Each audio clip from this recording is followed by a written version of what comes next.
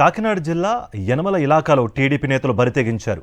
Tuni rural వి Kotturu ZP high school ఆవరణలో కోడి పందాలు నిర్వహించారు. కోడి పందాలతో పాటు గుండాట, జూదం ఆడిస్తున్నారు. హైస్కూల్కి కూతవేటు దూరంలోని తుని రూరల్ పోలీస్ స్టేషన్ ఉంది.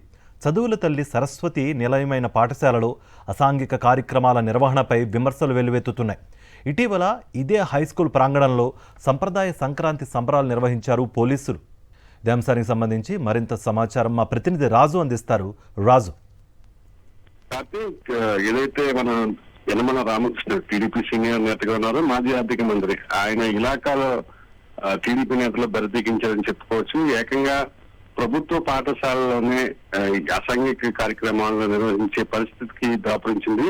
మనం చూసినట్లయితే తుని రూరల్ వెలమకొత్తూరు ఈ గ్రామంలో ఉన్నటువంటి జెడ్పీ పాఠశాలలో ఏకంగా కోడి పందాలు నిర్వహించారు. దీంతో పాటుగానే ఏదైతే గుండాట, నెంబర్ గేమ్ వంటి జూదాలను కూడా నిర్వహించారు.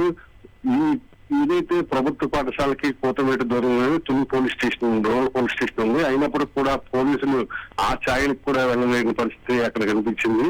మొత్తం మీద ఓవరాల్ గా చూసినట్లయితే కొద్ది రోజుల కిందటే కోడి పందాలు వద్దు, అసాంఘిక కార్యక్రమాలు వద్దు, సంక్రాంతి వరకు సాంప్రదాయ క్రీడలు ప్రోత్సహిస్తూ కొన్ని కార్యక్రమాలు కూడా నిర్వహించారు. దానికి సంబంధించినటువంటి ఫ్లెక్సీ అక్కడే ఉన్నది. ఆ ఫ్లెక్సీ లో చూసినట్లయితే ఎవరైతే ప్రస్తుతం తునికి ఎమ్మెల్యేగా ఉన్నటువంటి యనమల డీజే ఫోటోతో పాటుగా జిల్లా ఎస్పీ విక్రాంత్ పాటిల్ సంబంధించినటువంటి ఆ ఫోటోలు కూడా ఫ్లెక్సీలో ఉన్నాయి.